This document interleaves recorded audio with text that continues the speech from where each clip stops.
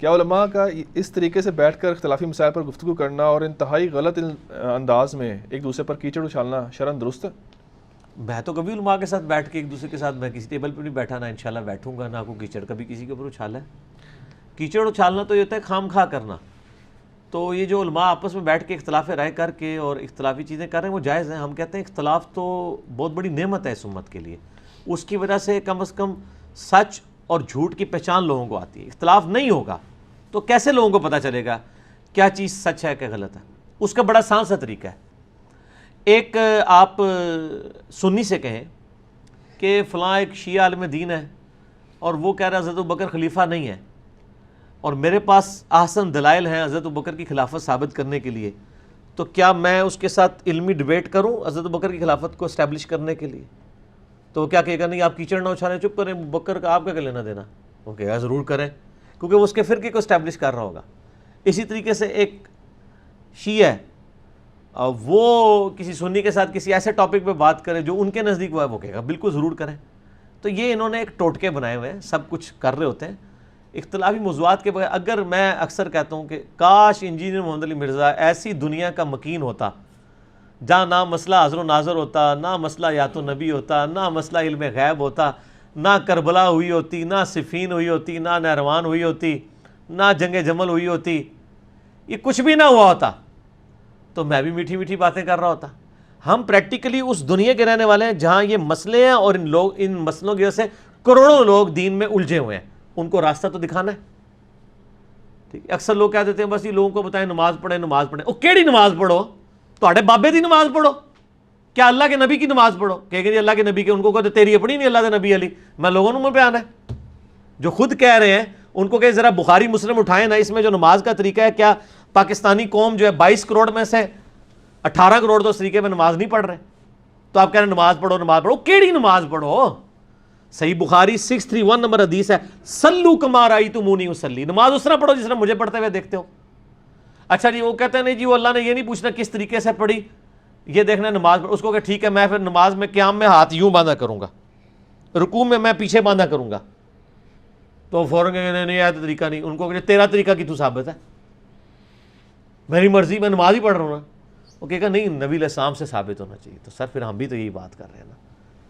تو جس چیز کو ڈیپ مجھے آپ ایک بات بتائیں جس میں اختلاف نہ ہو،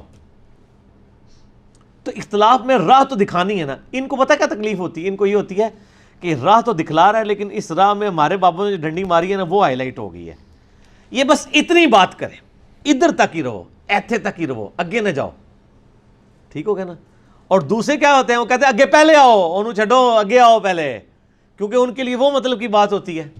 میں اکثر یہ کہتا ہوں، میرا یوٹیوب پہ کلپ بھی ہے، بزرگوں کی غلطیاں نکالنے کا ٹھیکہ، اے ذرا یوٹیوب پہ دیکھو میرا کلپ، بزرگوں کی غلطیاں نکالنے کا ٹھیکہ۔ اس میں نے یہ ساری باتیں بتائی ہیں کہ ہم جس دنیا کے رہنے والے ہیں وہاں لوگوں کے لیے اصل مسئلہ یہ ہے، ایک بریلوی کے لیے اصل مسئلہ یہ نہیں ہے کہ نماز کا طریقہ بخاری مسلم میں کیا لکھا ہے۔ وہ یہ کہتا ہے کہ جی آپ جو بخاری مسلم سے نماز کا طریقہ بتا رہے ہیں نا، میں یہ اس لیے نہیں مانوں گا، اگرچہ میرے اپنے مولویوں نے بھی ترجمہ کیا ہے، کیونکہ اس طریقے پہ وہ وہابی نماز پڑھ رہے ہیں جو گستاخ رسول ہیں۔ چونکہ گستاخ رسولوں کا یہ طریقہ ہے لہذا بخاری مسلم میں بھی ہے، میں نے نہیں ماننا۔ تو سر وہ گستاخیوں میں بات آپ کو پہلے کرنی پڑے گی بخاری مسلم بنوانے کے لیے، ٹھیک ہو گیا نا جی۔ اسی طریقے سے اگر آپ کسی شیعہ کو حوالہ دیں گے خلفائے راشدین کے حوالے سے نہج البلاغہ سے، وہ کہیں گے جی آپ یہ جتنی باتیں کر رہے ہیں یہ تو ان فرقے کے لوگوں کا آپ دفاع کر رہے ہیں جو کہ یزید کو رحمۃ اللہ علیہ کہتے ہیں، جو آل رسول کا قاتل ہے، آپ سے ہمارا ایکا نہیں ہو سکتا۔ تو وہ بالکل ٹھیک بات کر رہا ہے، اس کا تو نہیں ایکا ہو سکتا۔ جب تک گستاخانہ عبارتیں ڈسکس نہیں ہوں گی بریلوی آپ کی بات نہیں سنے گا، جب تک جنگ جمل صفین نہروان اور یزید کا مسئلہ ڈسکس نہیں ہوگا شیعہ آپ کی بات ہی نہیں سنے گا، ٹھیک ہے نا جی۔ اور یہ ویسے کہہ رہے ہوتے ہیں دیوبندیوں سے بھی کہنا کہ جناب آپ مسئلے چھوڑ دیں، یہ کہتے ہیں نہیں چھوٹے چھوٹے مسئلے آمین بالجار یہ وہ، ان کو کہ ٹھیک ہے چھوڑ دیں آپ دیوبندیوں کی مسجد میں امام کے بالکل پیچھے کھڑے ہوں جا کے مغرب کی نماز میں، آپ رفع الیدین سے نماز پڑھیں اور جب ولضالین ہو آپ آمین اونچی کہیں تو اکرام مسلم آپ کا کر دیں گے سلام پھیرتے ہی۔ تو وہ جب آپ کا اکرام مسلم کرنے لگے ان کو کہ جی آپ نے تو کہا تھا یہ چھوٹے چھوٹے مسئلوں میں نہیں پڑھنا چاہیے, تو میں نے آمین اونچی کی, یہ تو یہ چھوٹا مسئلہ ہی چھوڑ دے. وہ کہیں گے نہیں تانوں نہیں چھڑاں گے اسی, تانوں کہنے ساڈے مسئلے نہ چھیڑو, تسی تو ہم تو نہیں سی چھوڑن نہیں. یہاں بھی وہ کہہ رہے ہوتے ہیں دیکھیں جی امت کو جوڑیں, جوڑنے کی بات کریں, دیکھیں یہاں پہ سارے حنفی ہیں تو ہمیں چاہیے کہ ہم یہاں پہ اختلاف نہ کریں, لوگ بغیر رفع الیدین کے نماز پڑھتے ہیں تو آپ بھی رفع الیدین کے بغیر ہی حنفیوں کے پیچھے نماز پڑھیں تاکہ امت کی یونٹی شو ہو. ہم کہتے ہیں ٹھیک ہے جناب, اور قائم رہی اپنی غلط ہے. ان کو کہیں جب آپ حج عمرے پہ جاتے ہیں وہاں تو امام کعبہ رفع الیدین کر رہا ہوتا ہے. ایک نیو مسلم امریکہ سے وہاں گیا اور وہ دیکھ رہا ہے کہ امام کعبہ رفع الیدین کر رہا ہے, اور انڈیا پاکستان کا جو مولوی ہے جو اتنی تقریریں کرتا تھا اتحاد امت کی, امت کو جوڑنے کی, وہ بغیر رفع الیدین کے پڑھ رہا ہے, تو اس کے دل میں نہیں آئے گا کہ یار یہ ایک مسیتی دا امام امام کعبہ نو صحیح ماننے سے تیار نہیں ہے, ایک چھوٹی سی مسجد کا امام امام کعبہ کی نماز کو صحیح ماننے کے لیے تیار نہیں کہ اس کے پیچھے اس کے طریقے سے نماز نہیں پڑھا. تو کیا یہ بریلوی دیوبندیوں کی جب عوام جاتی ہے حج عمرے کے لیے اپنی پبلک کو حج ٹریننگ میں کہتے ہیں نا کہ چونکہ وہاں پہ لوگ رفع الیدین کرتے ہیں تو آپ نے بھی رفع الیدین سے ہی نماز پڑھنی ہے, وہ آمین اونچی کہتے ہیں اس لیے آپ نے آمین ہی کہنی ہے, کہتے ہیں یہ؟ تو سر جب آپ نہیں کہتے ہیں تو لوگوں سے آپ کیوں ایکسپیکٹ کرتے ہیں؟ جب یہ میری باتیں آتی ہیں نا یہ پھر ان کو نا بڑی چبھتی ہیں. ٹھیک ہے, میرا ایک یوٹیوب پہ کلپ ہے حنفیوں کا اہل حدیث کو مارنا پیٹنا, اس میں نے اس طرح کی کافی ساری باتیں کی ہوئی ہیں, وہ آپ دیکھ لیں. ایک اور کلپ ہے رفع الیدین سے فرار کے بہانے, ایک اور کلپ ہے رفع الیدین کے دشمن. ٹھیک ہو گئی. اچھا لیکن اسی میں آپ نے شروع میں بولا کہ اختلاف جو ہے نا وہ نعمت ہے. جی بہت بڑی نعمت ہے.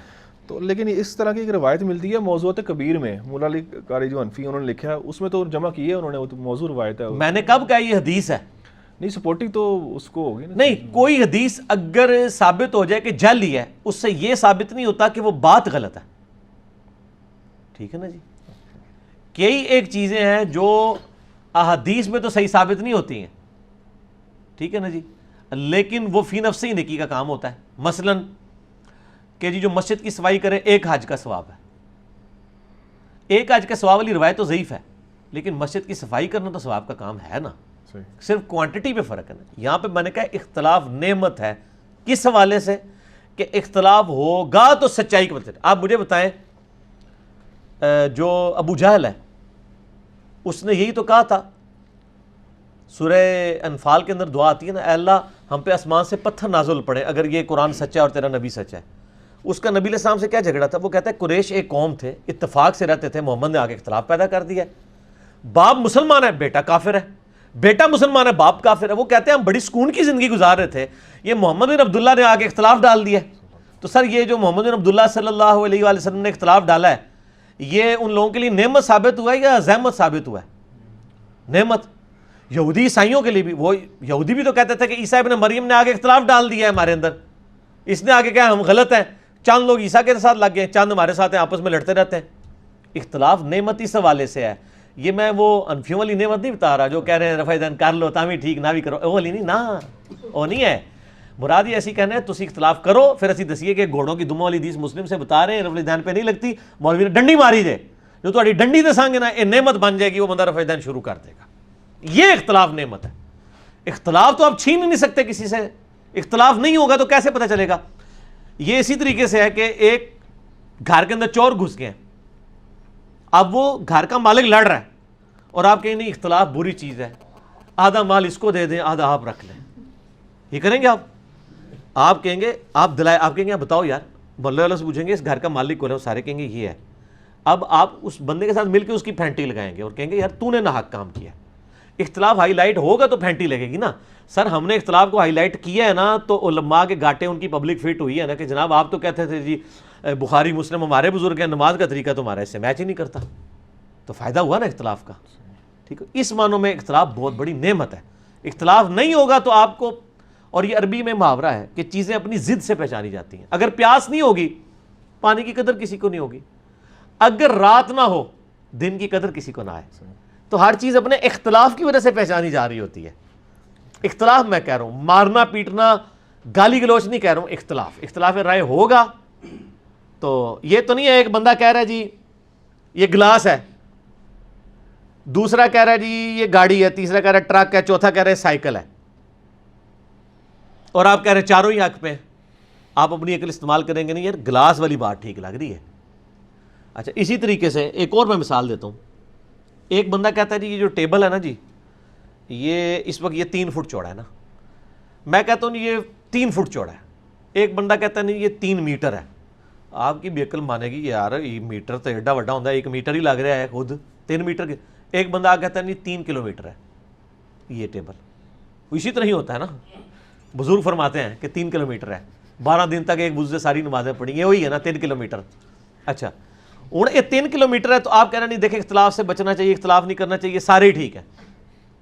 اس کی بجائے طریقہ یہ ہے کہ آپ کو پڑھا لکھا بندہ کہا میرے بھائی لڑنے کی بجائے نا آپ فیتا مار کے دیکھ لیں, آپ فیتا کھولیں رکھ کے دیکھ لیں, جو کہہ رہا ہے نا 3 فٹ ہے, اگر یہ 3 فٹ نکلتا ہے تو اس کی بات ٹھیک ہے, جو 3 میٹر کہہ رہا ہے وہ ٹھیک ہے. یہ فیتا مارنے سے تو بچتے ہیں, کہتے ہیں اختلاف نہ کریں. اسی فیتے مارے نے بخاری سے مسلم سے ہم نے ان کے فیتے مارے ہیں. جب فیتے مارے ہوں کہ انہوں نے 3 کلومیٹر دسیا ہوا سی, انہوں تو ہاتھ پیر پہ گئے نے کہ یہ کیا ہو گیا جناب, وہ کہہ رہے ہیں اختلاف نہیں, اختلاف بری چیز ہے, امت کو جوڑیں جوڑیں جوڑیں, کتنے گند تے جوڑ دئیے. جوڑیں کس کے اوپر جوڑیں؟ تعالوا الی کلمۃ سواء بیننا و بینکم, اس بات پہ جمع ہو جائیں جو تم میں اور ہم میں کامن ہے. بریلوی دیوبندی اہل حدیث میں کیا چیز کامن ہو سکتی ہے؟ قرآن, بخاری اور مسلم, بابے تو کامن نہیں ہے نا, تو کامن چیز پہ جوڑیں. کتابوں کی بات آتی, کہتے نہیں دین کتابوں میں نہیں, کچھ سینہ بسینہ چلا. اچھا سینے کون سے؟ وہ ساڈے بابیاں دے, تو جڑے بابیاں دے سینے نے نا وہ پھر وق وق نے, تمہیں پتہ ہے نا. دودھ تو پھر دودھی سے ہی, جو بھینس کے نیچے سے خالص ملتا ہے, دودھی تو کوئی تالاب کا پانی ڈالے گا, کوئی کسی چھپڑ کا پانی جوہر کا ڈال دے گا, کوئی ٹوٹی کا پانی ڈالے گا. ہم آپ کو ڈائریکٹ لے کے جا رہے ہیں بھینس کے نیچے کہ یہ خالص دودھ ہے, یہ بخاری مسلم پڑھی ہے, اور یہ وہ خالص دودھ ہے جس کو وہ بھی بھینس مان رہے ہیں کہ ہاں یہ اوریجن ہے. اگر ہم نے اپنی کتاب لکھ کے آپ کے حوالے کی ہو تو آپ ضرور یہ بات کریں, ٹھیک ہو گیا. گستاخی نہ کرایا کرو بزرگاں دی یار, بہت گستاخ ہو تسی. خلافت لانے کے لیے ہمیں کیا کرنا چاہیے؟ خلافت لانے کے لیے ہمیں امت کو پہلے ایجوکیٹ کرنا چاہیے کہ دین آپ کے اوپر نافذ ہو. کون سا دین؟ جس دین کے اوپر وہ خود عامل بھی ہوں. ایک بندے کی توحید ہی درست نہیں, نماز کا طریقہ ہی درست نہیں ہے, اس کے اوپر خلافت لا کے کیا کرنی ہے؟ یہ تو اسی طریقے سے ایک دوست نے مجھے کہا کہ میرا بھائی گانے سنتا ہے, اس کو منع کرے. میں نے کہا نماز پڑھتا ہے, کہتا ہے نماز نہیں پڑھتا. میں نے کہا سننے دو. تو ایک بندہ نماز ہی نہیں پڑھتا, نہ اس کی توحید صحیح ہے, اس کے اوپر خلافت نامزد کرنے کی ضرورت نہیں, انہوں گوریاں تھلے رہنے دو, جو مرضی کرے. خلافت نامزد کرنے سے کوئی فائدہ نہیں ہوگا. زبردستی کا اسلام ایکسیپٹیبل نہیں ہوگا جب تک لوگوں کے دل چینج نہیں ہوں گے. نبی علیہ السلام نے دل چینج کیے.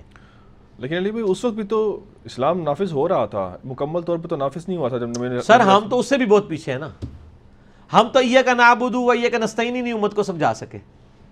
صحابہ کو کم از کم اس آیت کا مطلب تو پتہ تھا نا. صحابہ کوئی یعنی قبروں سے تو نہیں مانگتے تھے نا جا کے, جو خدا تک ہی نہیں پہنچے ہوئے ہیں. آپ نے خدا کا نظام ان کے اوپر نافذ کرنا ہے. جو اس آیت کو سن کے چڑھ جائیں تو آپ ان کا اسلام کس قسم کا اسلام ہے آپ خود ہی دیکھ سکتے ہیں. کیا رسول اللہ صلی اللہ علیہ وآلہ وسلم ہمارے مددگار ہیں؟ جی انشاءاللہ آپ صلی اللہ علیہ وسلم ہمارے مددگار اس حوالے سے قیامت والے دن ہماری شفاعت کریں گے اللہ کے اذن سے. اور دنیا میں جب ہمارے سامنے موجود تھے ہمارے بزرگ, انہی سے مانگا. ہمارے بزرگ سے مراد صحابہ کرام, تو آٹھے بزرگ نہیں, انہی کے پاس اپنے مسئلے لے کے جاتے تھے. اور اس حوالے سے مددگار ہیں کہ آپ کی دعاؤں کی برکت آج تک ہمیں مل رہی ہے. اور اگر کوئی اس سے مراد دیتا ہے کہ نبی علیہ السلام سے قبر مبارک پہ جا کے مانگنا شروع کر دیا جائے تو وہ تو بالکل شرکی عقیدہ ہے. وہ دعا صرف اللہ ہی سے. میرا عقیدہ کے اوپر, عقیدہ استانت کے اوپر لیکچر ہے مسئلہ نمبر 3, اور ایک یوٹیوب پہ کلپ لاکھوں لوگ دیکھ چکے ہیں, مفتی اکمل صاحب کے شیطانی دھوکے کا جواب. وہ استانت کے مسئلے کے اوپر میں نے اس کو بریف کیا. ہاں جی ختم ہو گیا جی, چلے بہت اچھا ہو گیا. باقی انشاءاللہ تعالیٰ پھر اگلی دفعہ جو سوالات ہیں, اللہ تعالیٰ سے دعا ہے جو حق بات میں نے کہی اللہ تعالیٰ ہمارے دلوں میں راسخ فرمائے. اگر جس بات میں میرے منہ سے غلط بات نکل گئی تو اللہ تعالیٰ ہمارے دلوں سے ہی معاف کر دے. ہمیں کتاب و سنت کی تعلیمات پر عمل کر کے دوسرے بھائیوں تک پہنچانے کی توفیق عطا فرمائے. سبحانک اللہم و بحمدک اشہد ان لا الہ الا انت استغفرک و اتوب الیک وما علینا الا البلاغ المبین. جزاکم اللہ خیر.